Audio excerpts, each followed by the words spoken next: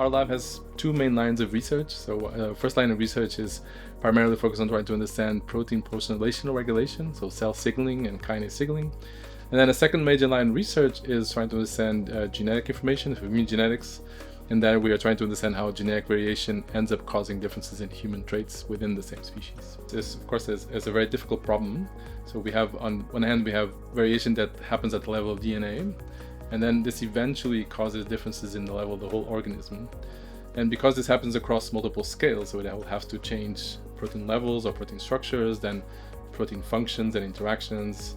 And so ultimately, all these things will end up causing things in differences in organs and the whole organism. So it's really complex. In a sense, we would only fully understand this problem when we almost understand everything about biology.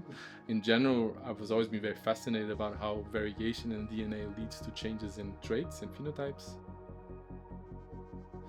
The beginning of my career was more focused on evolution. So how can a new function arise throughout evolution? And in this part of this analysis, we studied the origin of these modifications. Now, because we study this, we also try to understand kinase signaling, so how kinases phosphorylate proteins. And this is important for cancer because in cancer, oftentimes mutations in cancer happen to be in these kinases and these signaling pathways. So that's one of the connections where if we understand kinase signaling, we may understand better cancer. But in fact, our jump between evolution and then human genetics is more the difference between trying to understand the differences across species versus trying to understand differences within individuals of a given species, like humans. This is a very general observation where whenever we see a result, this is often the case, for example, when we apply a computational method, we have a prediction. Of course, we can never take these predictions at face value, so we have to be very critical to try to understand how the method makes the prediction. The same is true for, of course, any experiment, right? So whenever experiment is done, you need controls, you need to understand the method and the biases in the method, so that when you see a result, whatever the result may be, you critically think about the problem and the results and interpretation. So in our group, of course, when we try to use a method that we didn't develop ourselves, the obvious thing is that we always benchmark the method for whatever intended purposes.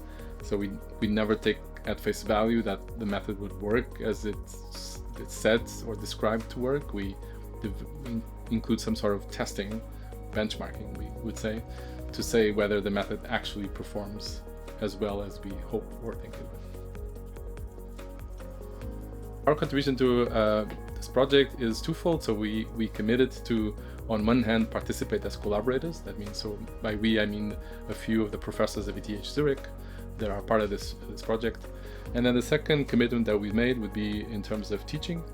And so we have committed to develop some little courses and things that we can provide to teach bioinformatic resources or tools within the consortium.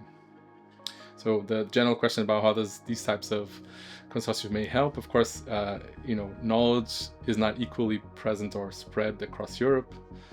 For example, in Portugal, I think there's still a lot of need for the better capacities in bioinformatics or better development of capacities in bioinformatics. So these interactions between different institutions across Europe can help move knowledge from one place to the other. For any young scientist that would still like to go abroad, I primarily went outside of Portugal also because I was interested in doing it for personal reasons. I was interested in learning about new cultures, living in different places. And so I think there would be both the professional reason, because there might be very well-funded and good research groups outside.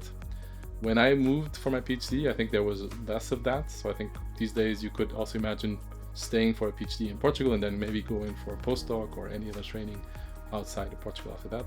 And then I definitely advise you to go outside and explore other countries.